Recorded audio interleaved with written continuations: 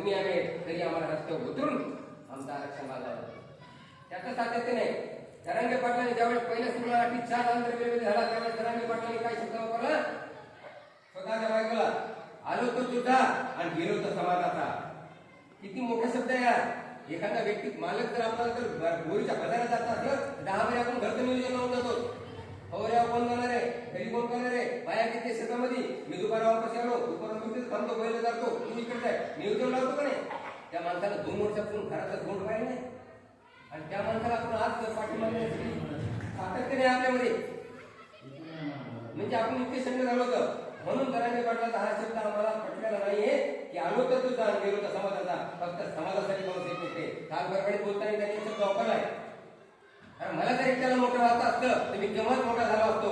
मला तुमचे लेकरं मोठं झालेले पाहिजे, मला तुम्ही मोठे झालेले पाहिजे. तुमच्या घरात 4 लोक नोकरी, 1 कधी माणूस नोकरी लागला पाहिजे. त्यासाठी आरक्षण महत्वाचं आहे. आज प्रत्येक गावामध्ये कोणातरी आरक्षणचा फायदा झाला का नाही? 48 नोंदी 58,000 नोंदी सापडतात. बरं विचार करा या गोष्टीचा. कोणामुळे सापडते? एक निष्ठ माणूस जरांगे पाटलामुळे. आणि जरांगे पाटील कुठेही जरा चुकले नाही, जराही वाकले नाही. पैशाचे किती वापरायला काय आले हे तुम्हाला सगळ्याला माहिती आहे.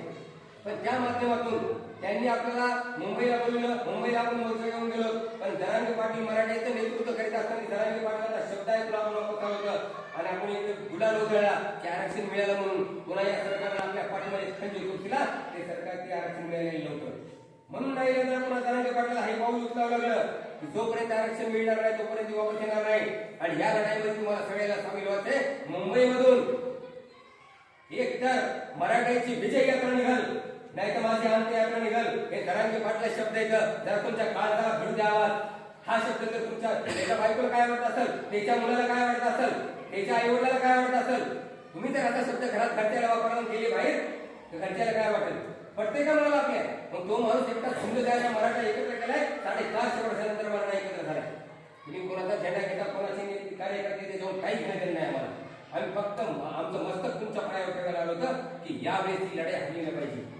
जरांगे पाटलांनी सांगितलंय मराठा हरला तर पुन्हा गावामध्ये चुकणच करावं लागेल तुम्हाला. हे लक्षात ठेवा. पुन्हा असा नेता भेटणे नाही, पुन्हा असा माणूस भेटणे नाही. आणि पुन्हा म्हणायचं नाही कोणी. जो कोणी म्हणत असं मराठा एकवटला नाही त्याच्या घरावर जाऊन चुकलं पाहिजे आम्ही. मराठाने एकवटला. आणि मीडिया कोणाच्या ताब्यात आहे? नॅशनल मीडिया अजिबात ही बातम्या करत नाही. जरांगे पाटलांचं एवढं मिळालं नाही. काल जरांगे पाटील परभणीला आले आणि कारेगावचे व्हिडिओ सगळ्यांना पाहिजे. कारेगावला 2 वाजता रात्री मिटिंग झाली. महिला मंडळी लहान लेकरं होते का नाही?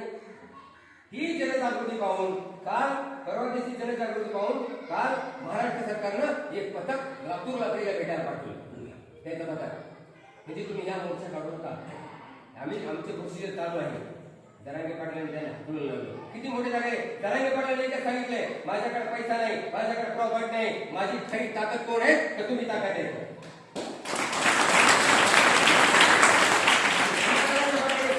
तुम्ही जर बाजूला सरकार ते सरकार मला आता उतरूमध्ये टाकते. तुम्हाला वाटणे एका गोष्ट टाकते का उतरूमध्ये टाकीत आहे.